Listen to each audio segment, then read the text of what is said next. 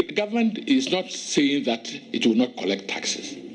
There are some taxes I describe as nuisance tax, because the efforts of even doing the collection is not worth it. You create hindrances in production. And one such tax is the financial sector VAT tax of 70.5%. You are taxing banks on their profit as you tax all the other companies.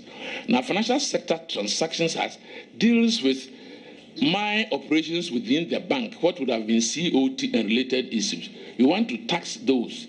Even to come out with the figures after the operation itself is a problem to the banks. And that's what you want to tax. The 17.5% to me is an unnecessary tax, and you should do away with it. It to me is a nuisance tax.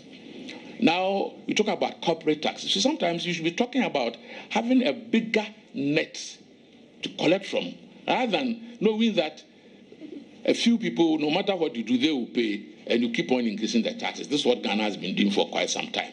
Corporate tax, we said in our manifesto, is going to come from 25% to 20%.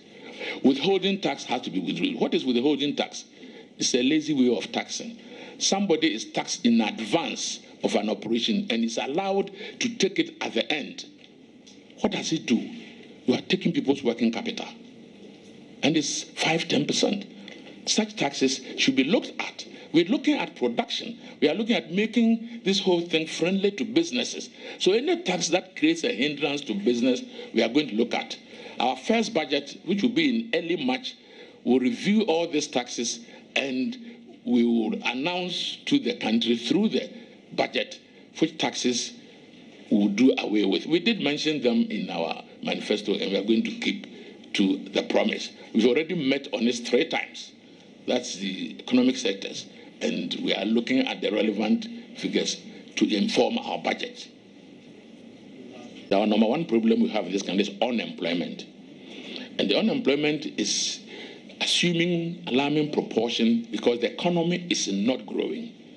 The economy in 2011 grew at 14%. The economy today is growing at about 3–4%. Chairman, that is the problem.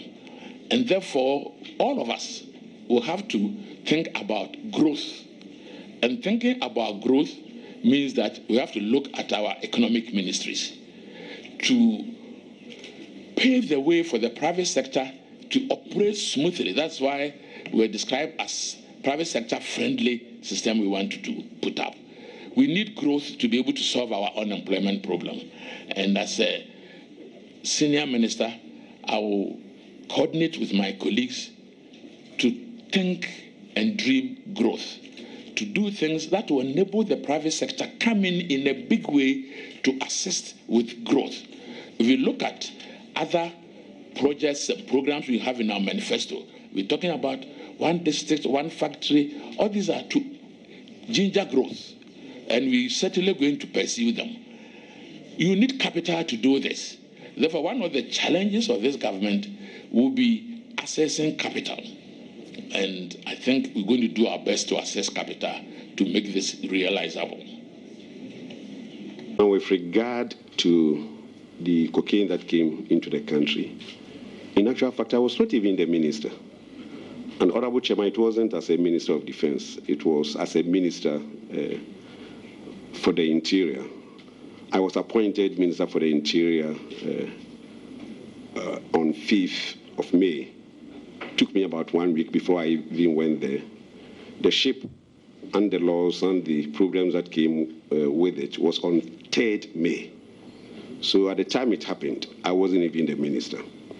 But Honorable Chairman, I also want to explain that as far as the operational matters of NACOB is concerned, the Minister for the Interior has nothing to do with it.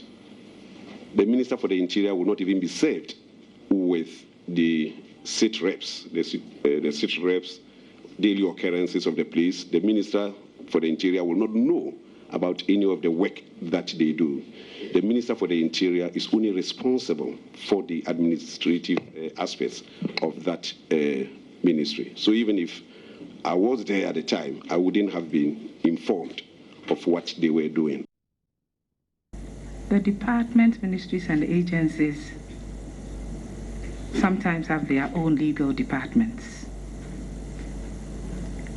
And invariably, they will send drafts to the Office of the Attorney General to be reviewed. I think that has created a lot of difficulties for the country, because my understanding, it requires the Attorney General just to edit or review an agreement of which no member of the department was a part of.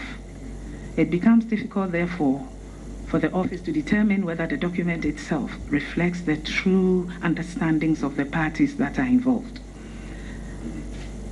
My take will be that for the major, important, very important agreements, before they are signed, at least at the time of negotiations, notice should be given to the Office of the Attorney General so that an attorney may be assigned to sit in the negotiation meetings. That way, when the document comes, then we will be in a position to give the proper guidance as to whether to sign or not to sign, so that we can avoid this multiplicity of embarrassment where we sign to international agreements and then turn around to say that they are not binding because we did not take approval from Parliament. I think it will help.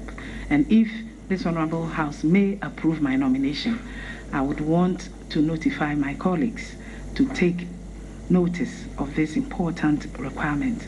I also think that it should be helpful if a small committee is put together at the Office of the Attorney General to look at some of these very major agreements. I agree with Honorable Atachi. I have experienced that myself several times, that you go to BNI and they tell you, okay, you go and come back. We must implement Article 17. We are equal before the law. But I'll need to talk to my senior, Honorable Kandapa, because that's an intelligence agency. But the commitment to work within the law must be guaranteed. I have suffered it and I don't intend to condone that other lawyers suffered. In fact, the only place I disagree with my honorable learned friend is that we don't achieve the same results. In fact, when there's no lawyer, we achieve negative results. And we know that people have been convicted and served sentences, and after several years, people have come out to confess that they were framed up and what they convicted them or didn't exist. So I'll be one of the advocates to ensure that it happens, and BNI should not be above the law.